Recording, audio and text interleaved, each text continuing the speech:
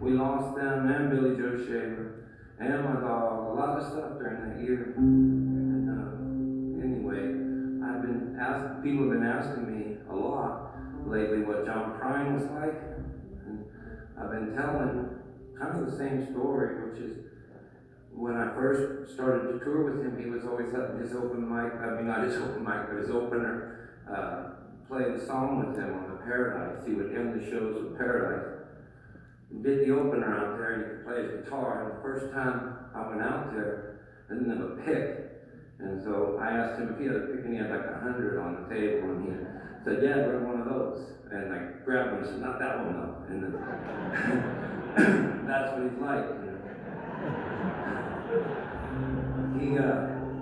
He took me on tour with him around America and then again in Europe. And my favorite or most telling story I have on him is after we flew for like 15 hours to Europe. I don't even remember where it wasn't like London. I don't know where we started.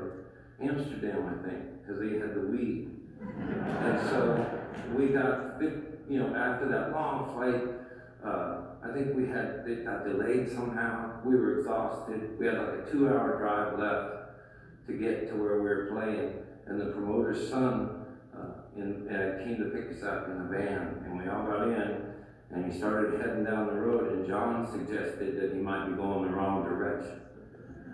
And the kid said, "No, I know what I'm doing." And so like an hour and a half later, that kid looked at John and said, "Man, I'm sorry, I was going the wrong direction." And we all knew that's another 3 hours or something for us now. And I can lose my temper sometimes. And I didn't say anything, but man, I was mad. And the band, you could tell that they were mad, and you could really tell that the tour manager was mad. And John, he wasn't mad. And he said to that kid, "That's okay, it's fun to drive around." And he meant it too. And it wasn't because he'd just been saved or sobered or read some self-help book. That's what he was like. And then,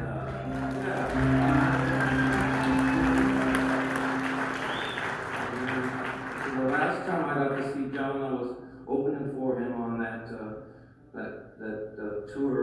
the last tour he did, and he had just beat cancer for the second time. I knew that he fell short on time even before COVID, and I got to do the West Coast with him. And the first night we were out there, he didn't close with Paradise, which he'd done his whole career, and he closed with a song called Lake Marie.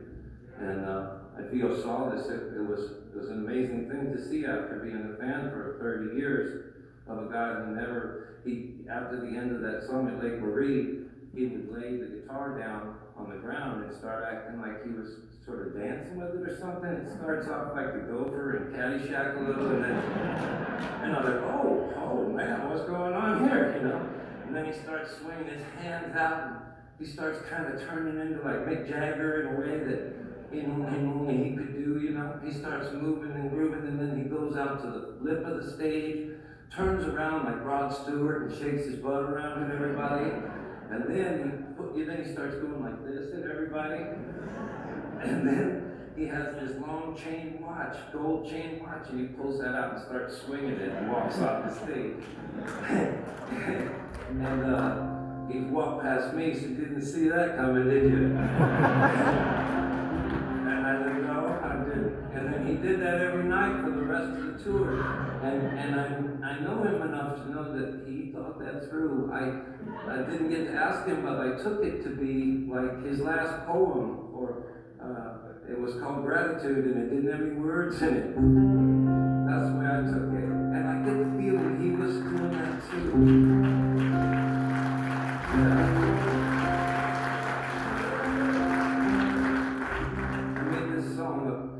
I didn't know him as well as I just told you that I did. That's not really how it goes, but it does say this. I didn't know him as well as I tell everyone I did. Hell, he was nearly 50 and I was only just a kid, but even way back in those missing years when he was still just catching on, there was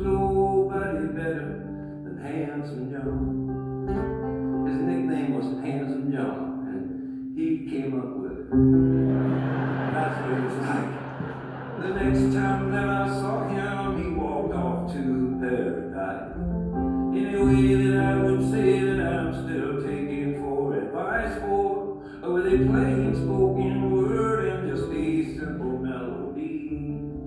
You can see this world with dignity.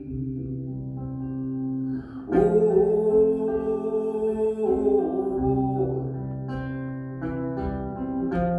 look no further for your real McCoy.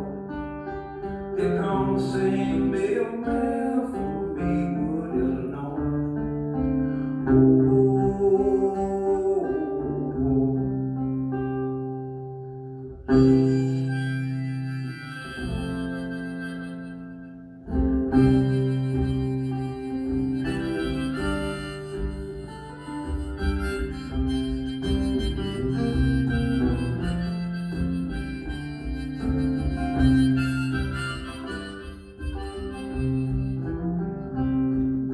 The last time that I saw him, he danced off to Lake Marie. When I realized I was laughing out in tears of victory, for with